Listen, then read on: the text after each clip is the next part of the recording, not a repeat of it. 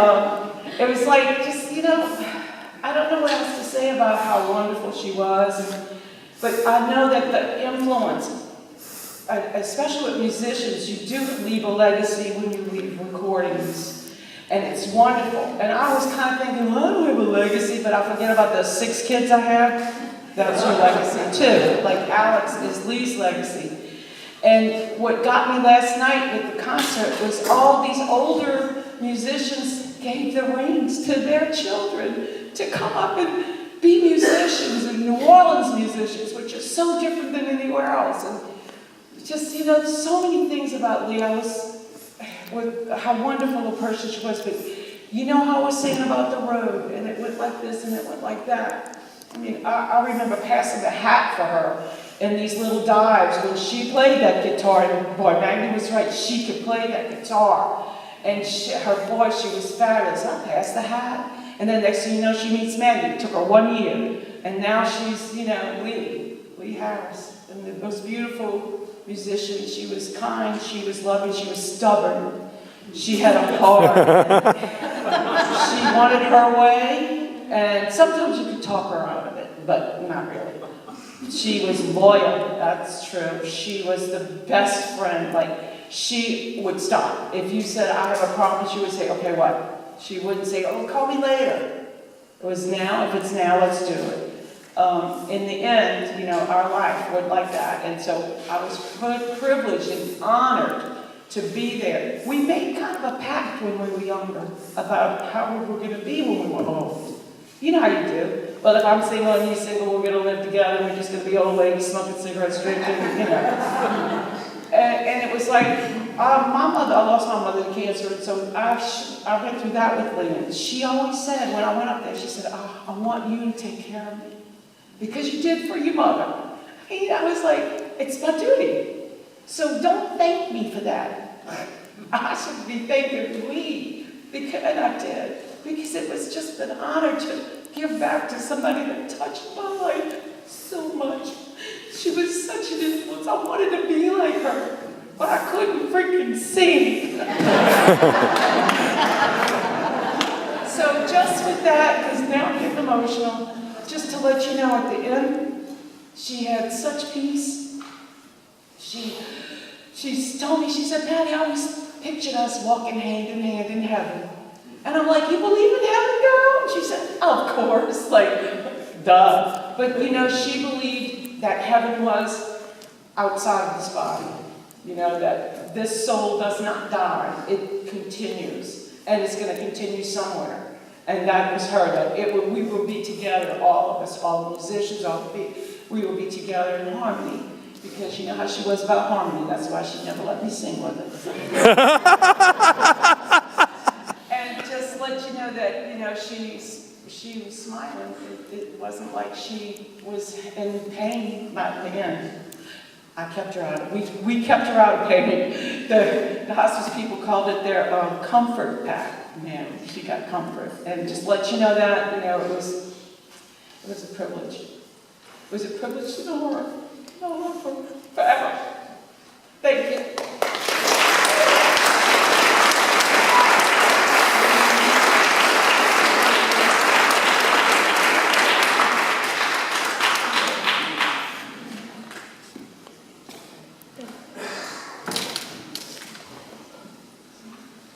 When I was about 15 years old, I was living in Plaquemines Parish, and my friend used to sneak me out of the house at night and drive me to the French Quarter. It was a long drive, it was about 90 minutes, and we'd go to this little bar called Good Friends, and I saw this little lady with short red hair singing and drinking rusty nails and pouring her heart out, and I said, I want to do that one day. I want to be just like her. And I was captivated. I couldn't. She was otherworldly. That's the only way I could describe it. And I never thought in a million years that we would be hanging on the phone late at night for hours, talking about everything and nothing. Hanging out watching the Lucy show for hours and cooking in the kitchen. And You know, she used to make Andre and I chicken from hell, which I'm happy to share the recipe after this if you're interested. But she was a dear friend, and she was funny, and she was the most spiritual, connected to the universe person I ever knew. She was uncompromising, full of love. She was a fierce iconoclast. Nobody could tell her what to do or who to be. She was just Leigh. She was the meeting of the planes where cosmic rays of light, love, and music met, and she radiated into your heart, into everybody's heart. She was a true Shiva diva. She nourished me with her song. She taught me everything I knew about singing. My mom taught me a little bit, but Leigh really gave me the soul. And she inspired me with her love. Not just her love for me, which was unconditional. She didn't care who I was or how I looked or what kind of music I sang. She let me know if I screwed up one of her songs, for sure. But she was always encouraging, and I'll miss her for the rest of my life. I hear her voice in my head every day, and she'll be with me forever. And again, I want to thank everybody for coming out today. I think we have Jimmy Robinson up next. And then after that, we have John Mooney. Jimmy?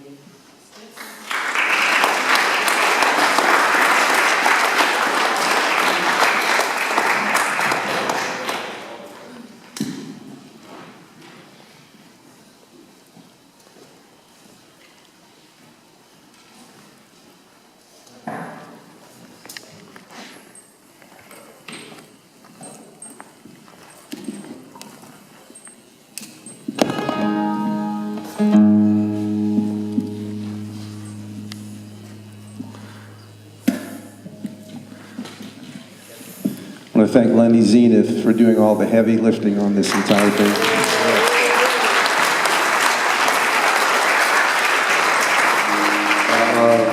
A lot of you were at our show last night at Chickawawa where John Magny, John Mernier, Paul Clemens, Cranston Clemens, Holly Benston, Darcy Lynn just blew the roof off the place. Leigh would have just loved it.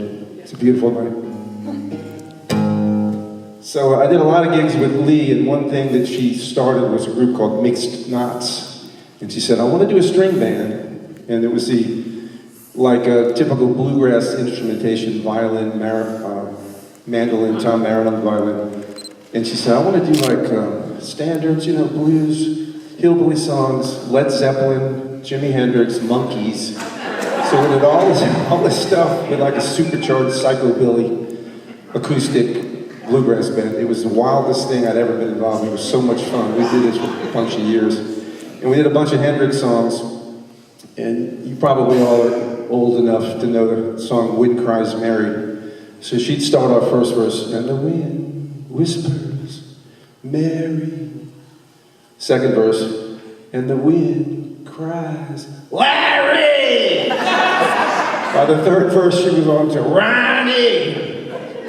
She just was one of the funniest people I've ever known in my life. I just treasured that experience. Anyway, I wrote this song for my late mother, Louise, who adored Leigh.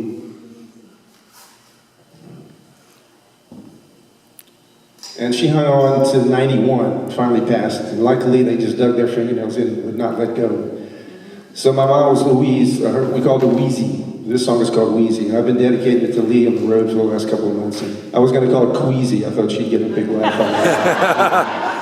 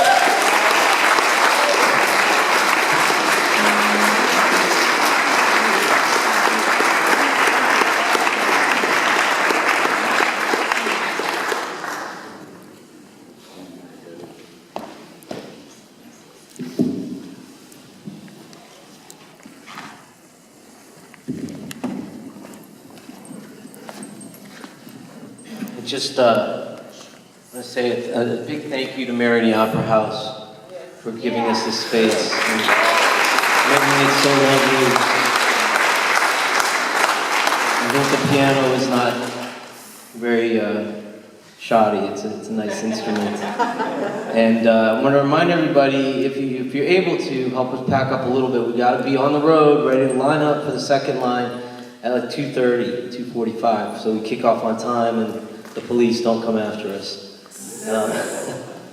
And thank you for everybody who volunteered with the programs and the refreshments and the equipment. I mean, it was definitely a community effort. You know, as Alex mentioned last night, Leigh didn't want any of this. She didn't want a memorial, she didn't want a second line, but you know what? You're getting it. And I think it's honestly more for us, so we can have, you know, some closure and remember her the way we wanted to remember her. And Jimmy, that was a beautiful song. She was very close with this man who loved her very much. John Mernier, you here? And I know they played a lot of beautiful music together. And I heard some spirit of that last night at Chikiwawa.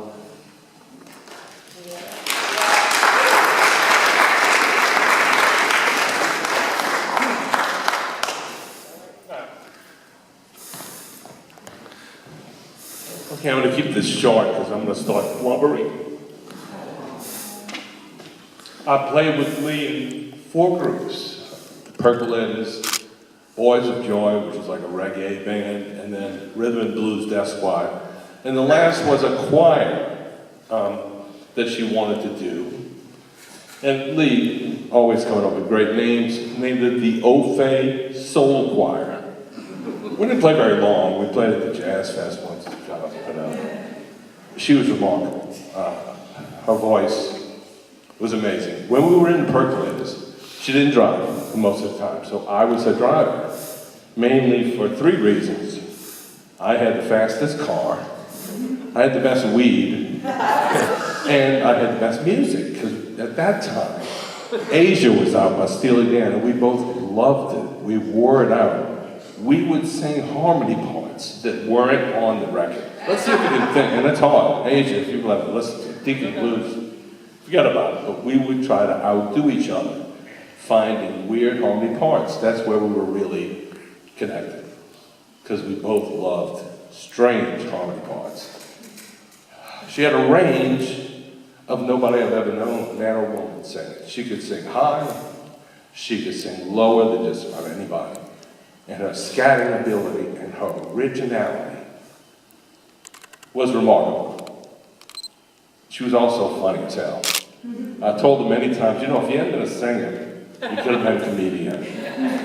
I'll give you an example. I'll give you 2 little quick jokes, a little dirty, but there's no kids here, right? One time,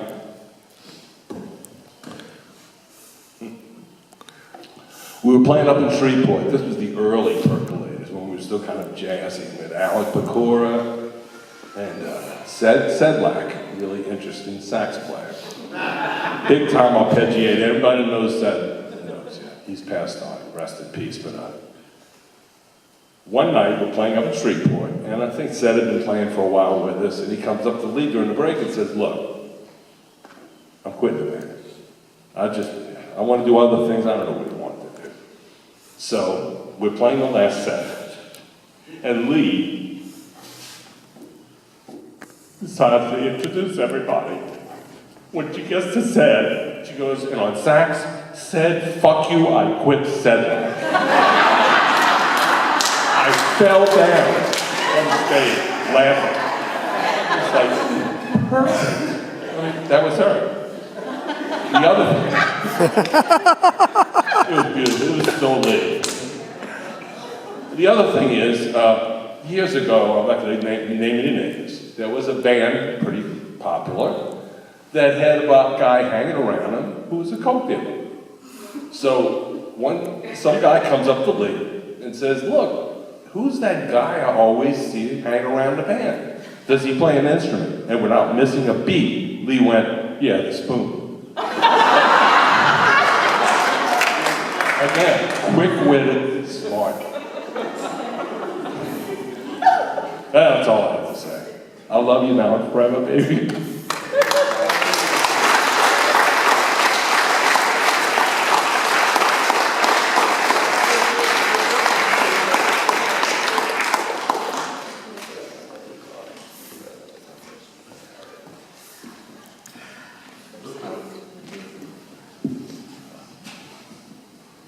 Like I said, she wouldn't have wanted all this sad blubbering crying, but you know what? We loved her, we miss her.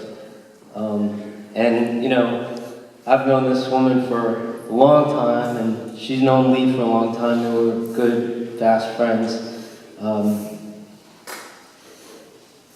My friend and former landlady, Stephanie Lacy Ray.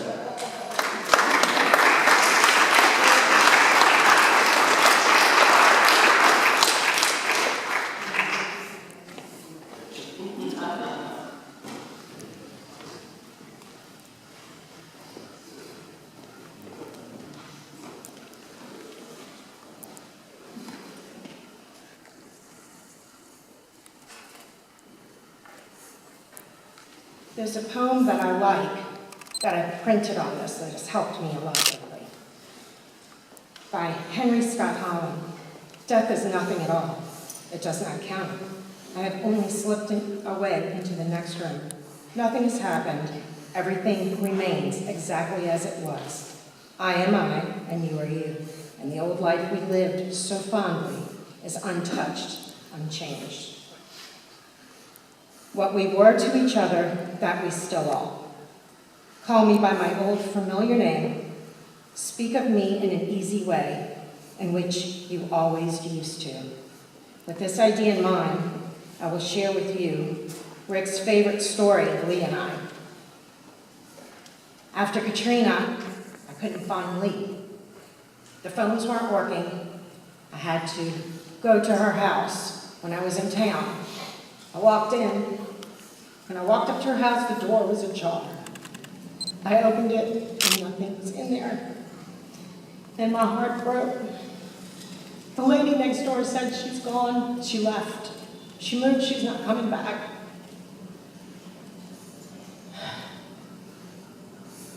I called her and told her I missed her, and that at some point I was going to see her soon. I ended up renting the apartment. She came in immediately to see me, with the very little furniture I had. We decided that night that we were going to go out and have fun. So we drank, we giggled, we drank some more. Around midnight, I was done. But Leigh was just getting started. She stayed out, and the next morning when I got up, I found her passed out on the sofa, still in her clothes from the night before, and every door in the house was wide open. All of my cats had gotten out. I said, Leigh, wake up, you left all the doors open. We need to go get the cats. She kind of staggered, she started laughing. She said, jailbreak, kitty jailbreak, run for your lives. We staggered out to the porch to go down the stairs, and we noticed that she had left the car running. It was in the driveway running, and she said, and you will understand this when you hear it, well, for fuck's sake, what the hell happened last night?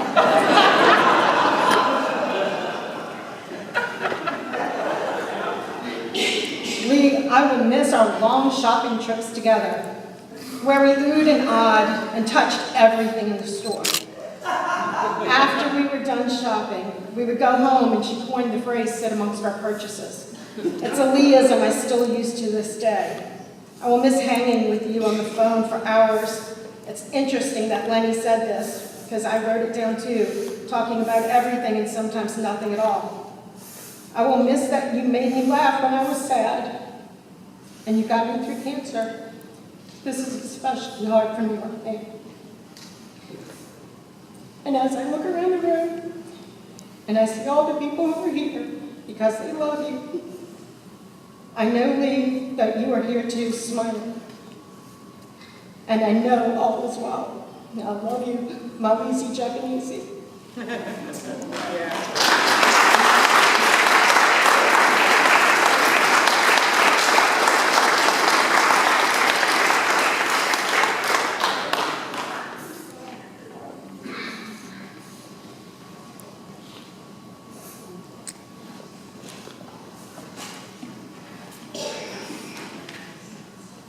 So we're coming to the close of our little festivities today, and I appreciate Stephanie's levity because we were needing it, eh? I know Leigh would appreciate that. So some more special friends of Leigh's who've written a song for her that they're going to perform. I think they're calling it Little Leigh, huh? Amos Miller, Susie Malone, Holly Benson.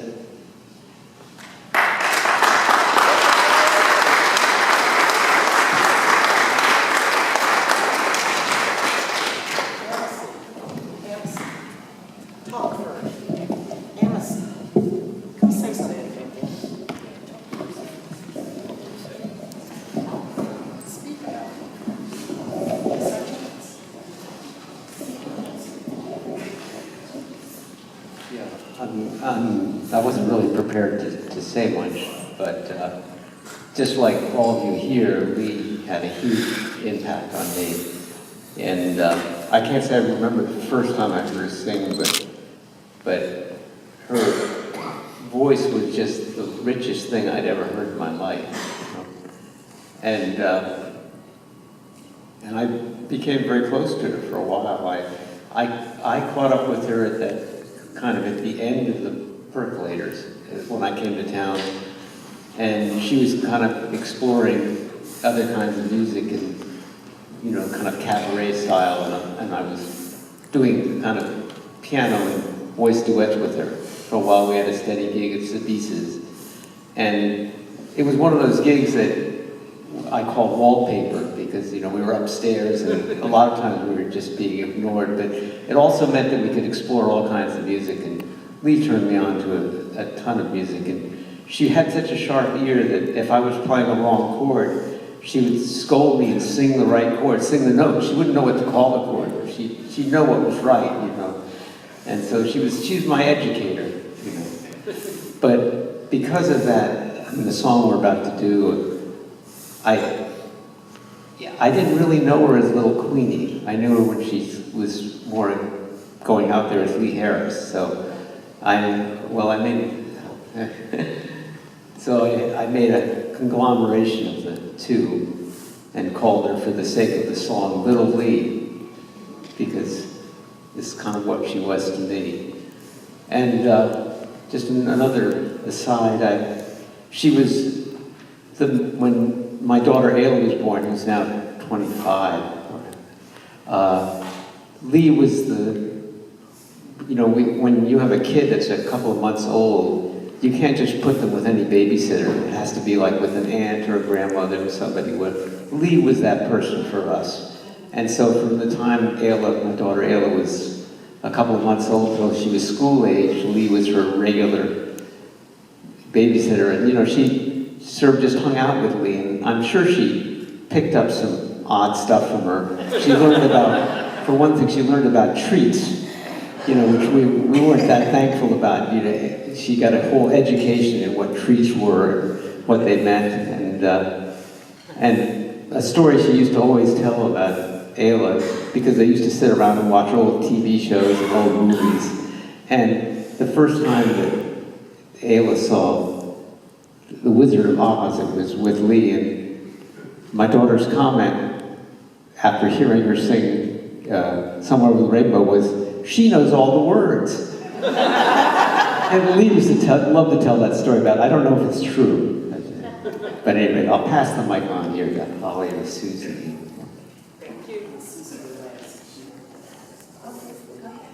We want to talk because, hey, we got the floor, we're closing. We can talk all we like. What can you say about Leigh? And we're all going to boo-hoo because this is the little moment of emotion for us. But I vividly remember the first time I ever saw Leigh sing and met Leigh. And I had a college friend named Joelle Goblowski. And Joelle was a guitarist and kind of a folky singer, but she had kind of a nasally voice.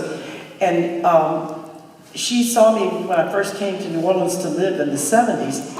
And she said, "Oh, Holly, you gotta come see this gig I have at Ford's Bar with this wonderful singer, this young singer. And, you know, she really can sing." And so, you know, I'm a single girl in New Orleans, so I'm gonna go over there at Ford's Bar.